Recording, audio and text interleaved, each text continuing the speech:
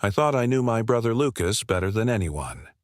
We grew up 2 years apart, shared the same room until high school, and stayed close even as adults living in the same city. When he married Natalie 2 years ago, I was genuinely happy for him. She seemed perfect, charming, outgoing, and I stood beside him as his best man. But then the text messages started.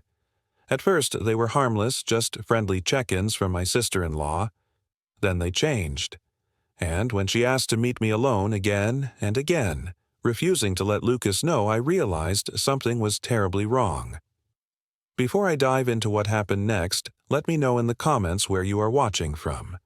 If this story resonates with you, please hit that like button and subscribe to the channel, because what started as innocent texts turned into something that nearly tore my family apart.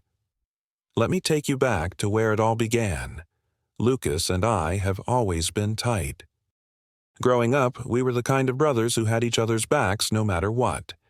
He is 2 years older than me, steady and reliable, the kind of guy who works hard in construction and never complains.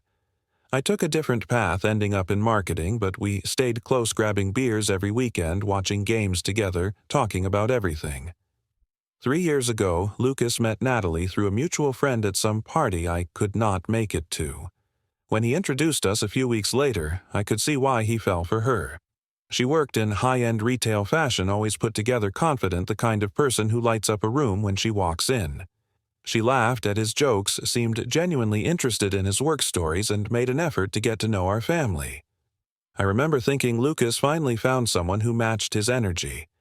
Their wedding, 2 years ago, was beautiful. A small ceremony, close friends and family, nothing too fancy, but filled with love. I gave a speech about how Lucas deserved happiness, and I meant every word. Natalie hugged me afterward and said she was lucky to marry into such a close family. Everything felt right. The messages started about 4 months after their wedding. Nothing alarming at first. Natalie would text me asking about gift ideas for Lucas's birthday. What kind of watch did he like? What restaurants did he mention wanting to try? I thought it was sweet that she wanted to be the perfect wife, so I responded with enthusiasm, sending her links and suggestions. Lucas even laughed when I mentioned it, saying his wife was going above and beyond. Then she asked about his favorite home-cooked meals. Did he prefer Italian or Mexican? What desserts made him happiest? I sent her our mom's recipe for the lasagna. Lucas loved growing up. She thanked me with a string of grateful messages, saying I was such a helpful brother-in-law. Looking back now, I can see how it started so innocently that I never questioned it. But around 3 months in, something shifted.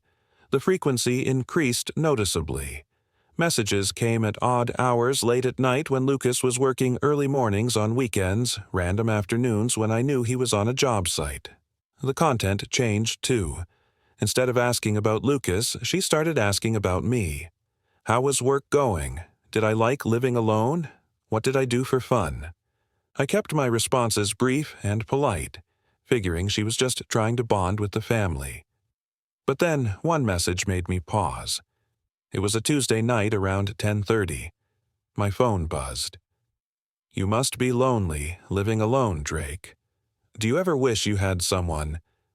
I stared at that text for a solid minute, unsure how to respond. It felt like it crossed some invisible line, but maybe I was reading too much into it. I replied with something generic about being fine and enjoying my independence. A week later, my phone rang at 11 at night. Natalie. I answered, concerned something might be wrong. Her voice was soft, almost whisper-like. Drake, I need to talk to you about something. It is kind of important. I asked if it could wait until morning, and she said, It is kind of personal. I would rather talk now. Something in my gut told me this was not right. I told her I was tired and we could talk another time. She sighed and said okay, but I could hear disappointment in her voice. That was the first time I felt genuinely uncomfortable. I lay in bed that night wondering if I was overreacting. Maybe she just needed advice about something and felt more comfortable talking to me than her own friends. But why not involve Lucas? Why the secrecy? The following week, she sent the message that changed everything. "Hey Drake, I need to talk to you about something. Can we meet for coffee?" Just the two of us. Please do not tell Lucas yet. I read it 3 times, my stomach sinking with each pass. Why would she ask me not to tell my own brother? If something was wrong in their marriage, should Lucas not be part of that conversation, I responded carefully. "Is everything okay? If it is about Lucas, maybe we should talk to him together." Her reply came fast. No, it is not about him exactly. It is more about us, the family dynamic. I just feel more comfortable talking to you first. That answer felt hollow, deliberately vague. I decided to be direct. I told her I would be happy to meet, but that I would need to tell Lucas first, and perhaps we could all sit down together as a family. Her response surprised me. "Actually, can we keep this between us for now? I do not want Lucas to think I am complaining or causing drama." Red flags were waving everywhere in my mind now. I typed back immediately. "I am not comfortable meeting without Lucas knowing. If there is something wrong, we should talk as a family." There was a long pause before her next message. "You are right. Forget I asked. I am probably overthinking things." But I could not forget. That exchange sat heavy in my chest for days. For about 3 days after I declined the coffee meetup, there was blessed silence. No messages, no calls. I thought maybe Natalie got the hint and we could all move forward. But I was wrong. On the 4th day, the messages resumed, and this time they had a different tone entirely. "I have been thinking about our conversation the other day." Then another. "I hope I did not make things weird between us." Followed by, "You are such a good listener, Drake. Lucas is lucky to have a brother like you." That last one bothered me the most. It was not what she said, but how it felt like she was testing boundaries again, seeing if I would respond warmly. I kept my answers short, 1 or 2 words when necessary. But Natalie seemed to interpret my distance as some kind of challenge. The compliments became more personal. "I was looking through photos from the wedding yesterday. You looked really handsome in that suit." Another time, "Lucas mentioned you have been working out. It shows." Each message made my skin crawl a little more. I started leaving them on read, not responding at all. That only seemed to make things worse. "Did I say something wrong?" she would ask. "You have been so distant lately." I felt trapped in an impossible situation. If I responded, I risked encouraging whatever this was. If I did not respond, I looked rude or like I was hiding something. The real breaking point came at a family gathering 2 weeks later. Our parents invited everyone over for Sunday dinner, something we did once a month. I almost made an excuse not to go, but I knew that would raise questions. When I arrived, Lucas greeted me with his usual bear hug, completely oblivious to the tension I was carrying.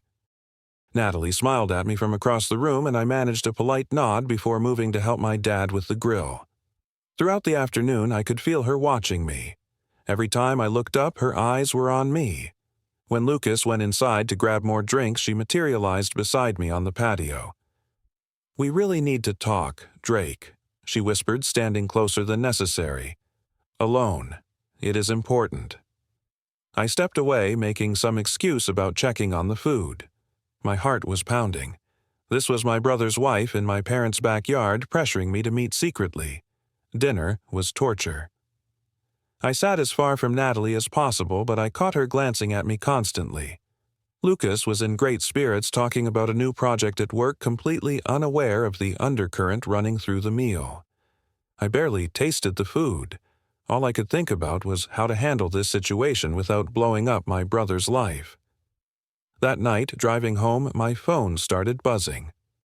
Message after message from Natalie. "I noticed you were avoiding me today. Are you mad at me?" Then, "I feel like I did something to upset you." I pulled over and finally typed what I should have said weeks ago. "Natalie, I think the amount we text is not appropriate. You are married to my brother. We need to keep better boundaries." Her response was immediate. "Wow, I was just trying to be friendly. I thought we were becoming friends." I could feel the manipulation in those words, the attempt to make me feel guilty for setting a limit. I replied firmly, "I think it is best if we keep things more formal from now on." She sent back, "Fine, if that is how you want it." For 2 whole weeks there was nothing. Complete radio silence. I started to relax, thinking maybe finally the message had gotten through. Lucas seemed happy talking about planning a trip with Natalie for their anniversary. I kept my mouth shut, hoping desperately that I had imagined the worst of her intentions. Maybe she really had just been trying to be friendly and I had misread everything. Maybe I had overreacted, but deep down I knew better, and I was right to trust that instinct. It was a Thursday night around 10 o'clock. I was working late, finishing up a presentation for a client meeting the next morning. My phone started buzzing incessantly. I glanced down and saw Natalie's name. Multiple messages, one after another. "Drake, I need to see you." Another buzz. "Please, it is urgent." Then, "Lucas is working night shift. Can you come over?" I felt ice run through my veins. I did not respond, hoping she would stop, but she did not. "Or I can come to your place. We really need to talk." I forced myself to respond. "About what? And why can this not include Lucas?" The 3 dots appeared, disappeared, appeared again. Then her reply came through. "Because it is about us, Drake. About what I am feeling." My hands actually shook as I read those words. This was exactly what I had feared, what I had tried to prevent by setting boundaries. I typed back quickly, "Natalie, there is no us. You are married to my brother. Whatever you are feeling, you need to work that out with Lucas or talk to a professional. I cannot help you with this." I thought that would end it. It did not. Her next message made my blood run cold. "You do not understand. I made a mistake marrying Lucas. I should have waited. I think I have feelings for you." I sat there in my office, staring at my phone, unable to process what I was reading. This was my brother's wife, the woman he loved, who he trusted completely, who he talked about building a future with. And she was confessing feelings for me, his brother. The betrayal was staggering. I responded one final time. "Stop. This is completely inappropriate. I'm going to pretend this conversation never happened and give you a chance to fix your marriage. Do not contact me again about this." I thought about blocking her number, but I knew I might need these messages as evidence. Evidence of what I was not sure yet, but my gut told me to keep everything. For the next hour, my phone would not stop. Natalie sent 15 more messages. They started pleading. "Just meet me once. Let me explain. If you still feel the same after, I will stop. I promise." Then they turned angry. "You are being unfair. You led me on with all those conversations." Finally, desperate. "Please, Drake, do not shut me out like this." I did not respond to any of them. Instead, I started taking screenshots. Every message from the very beginning organized by date.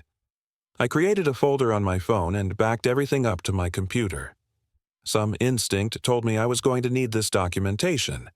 I just did not know how soon. I did not sleep that night. I lay in bed, staring at the ceiling, my mind racing through every possible scenario. By sunrise, I had made my decision. Lucas deserved to know. Not because I wanted to destroy his marriage, but because he deserved the truth about who he was married to. I would want someone to tell me if I were in his position. I spent the morning organizing everything carefully. I went through months of messages, arranging them chronologically to show the progression from innocent to inappropriate. I took screenshots of everything, making sure dates and times were clearly visible. I created a timeline so Lucas could see exactly how this had escalated. I was not going to leave any room for misinterpretation or for Natalie to claim I was exaggerating. Around 11, I texted Lucas. "Hey bro, can we grab lunch today? Need to talk to you about something." He responded within minutes. "Sure. Everything okay?" I could picture him smiling as he typed, completely unaware of what was coming. "Yeah, just need your advice on something. See you at noon." He sent back a thumbs up. We met at a quiet diner on the edge of town, one where we used to go as kids with our dad. Lucas was already in a booth when I arrived, 2 coffees ordered. He stood up and hugged me. "You look tired, man. Everything all right?" I slid into the seat across from him, my phone feeling like it weighed 1,000 pounds in my pocket. "Lucas, there is something I need to show you." I started, my voice steady despite my nerves. "And I need you to know I did not want to keep this from you. I tried to handle it myself first, but it has gone too far." His smile faded. "You are scaring me, Drake." "What is going on?" I took a breath. "It is about Natalie." The change in his expression was immediate. His whole body tensed. "What about her?" I pulled out my phone and unlocked it to the folder I had created.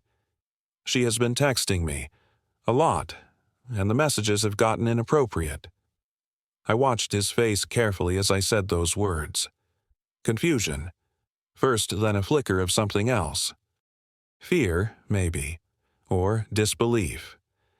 "Inappropriate, how?" he asked quietly. Instead of trying to explain, I handed him my phone. "I think you should just read them yourself. Start from the beginning."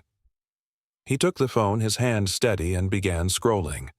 I watched him read, saw his expression change as he moved through the messages. At first his brow furrowed slightly, probably at the frequent texts about gift ideas and recipes. Nothing alarming yet. But then he slowed down. His jaw tightened.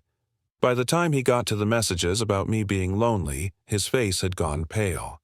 He did not look up, just kept reading, his thumb moving slowly across the screen.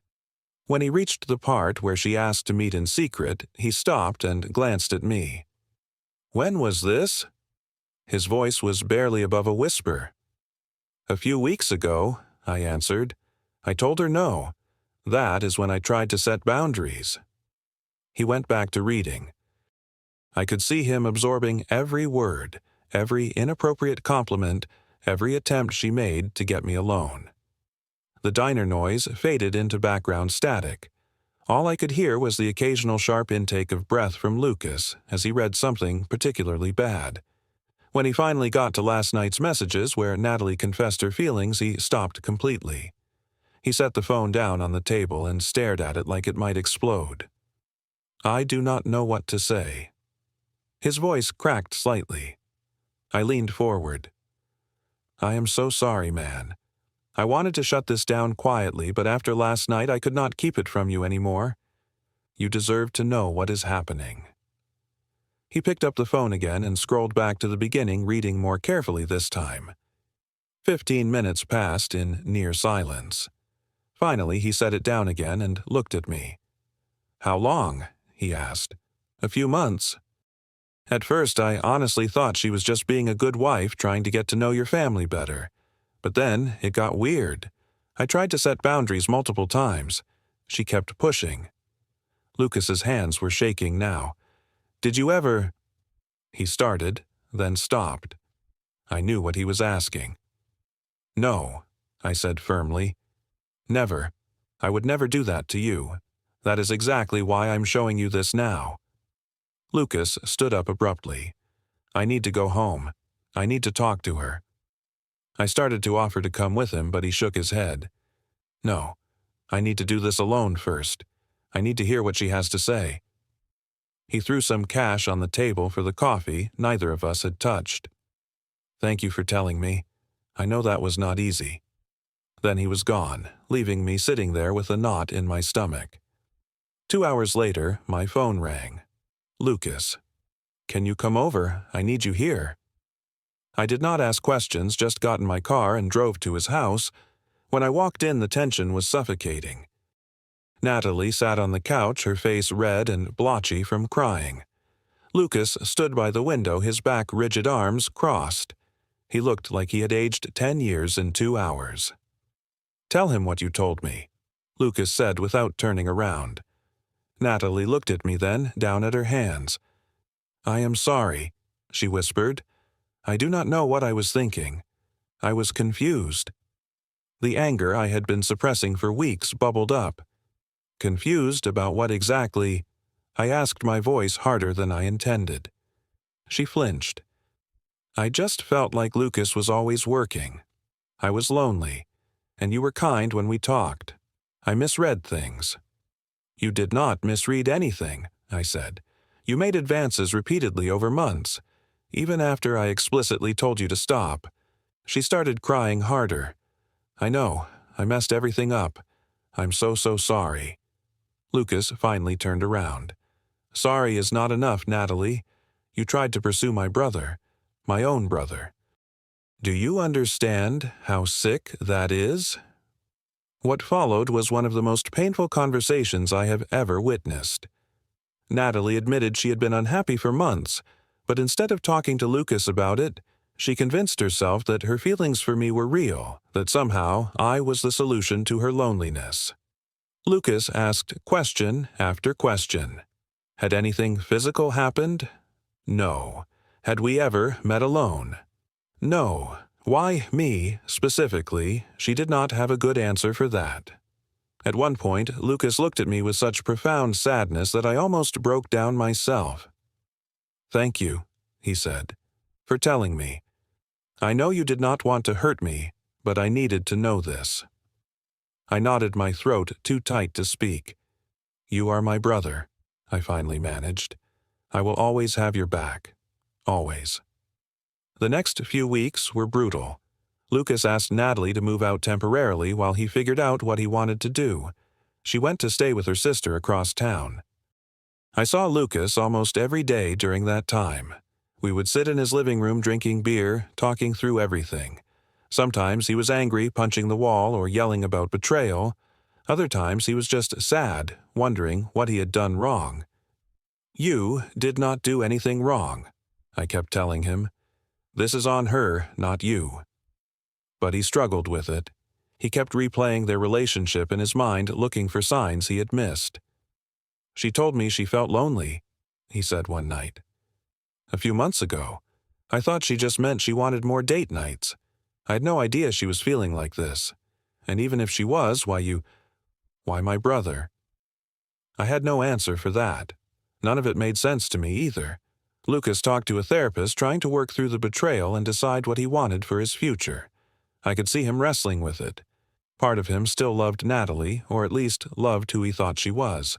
But another part could not get past what she had done. Even if nothing physical happened, he said one evening, she was willing to destroy our family. She pursued you, knowing exactly what it would do to us. How do I trust someone like that again? 3 weeks after everything came out, Lucas made his decision. He was going to file for divorce. I cannot come back from this, he told me. Every time I look at her, I will wonder if she is thinking about you or someone else. The trust is gone, Drake, and without trust, what is the point? I supported his decision completely, though I knew it was tearing him apart. The divorce process was surprisingly smooth. Natalie did not fight it. I think she knew she had no ground to stand on. She signed the papers, split their assets fairly, and moved out of state to live with family. I never saw her again after that confrontation at their house. Lucas seemed relieved when she left, like he could finally start breathing again. For me, the aftermath was complicated. I felt guilty, even though everyone kept telling me I had done the right thing. I kept thinking about how I had essentially ended my brother's marriage. My mom sat me down one afternoon and took my hands. You did not end anything, sweetheart. You revealed what was already broken. Natalie made her choices. You just made sure Lucas knew the truth. Those words helped, but the guilt lingered for months.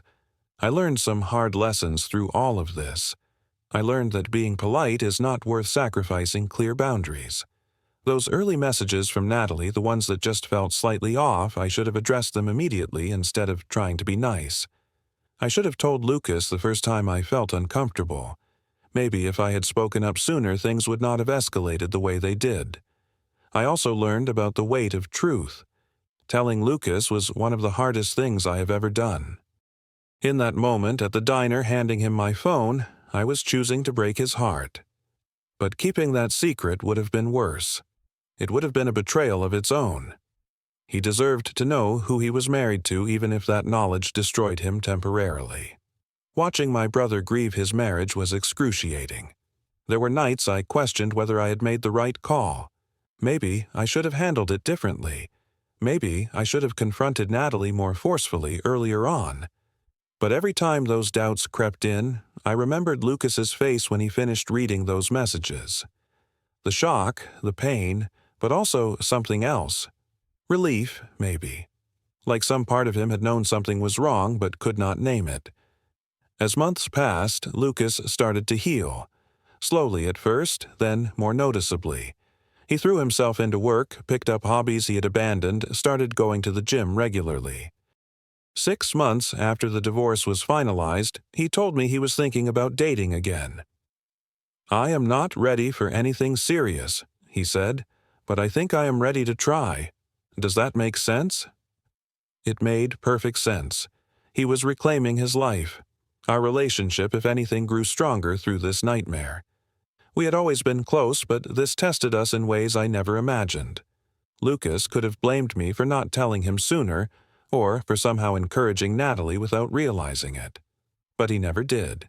Instead, he thanked me repeatedly for choosing loyalty over comfort. "You could have ignored those messages," he said once. "You could have blocked her and never told me. That would have been easier for you. But you chose me. That means everything." One Saturday evening, about 8 months after everything happened, we sat on his back porch watching the sunset. Lucas had a beer in his hand and a more peaceful expression than I had seen in a long time. "You know what is strange?" he said. "I thought I had everything figured out. Perfect wife, good job, nice house.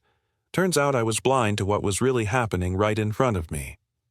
"We see what we want to see sometimes," I replied. He nodded slowly. "Thanks for seeing clearly when I could not. Thanks for being the kind of brother who tells the hard truth instead of the easy lie." We sat in comfortable silence for a while, and I felt something shift. The guilt I had been carrying started to lift.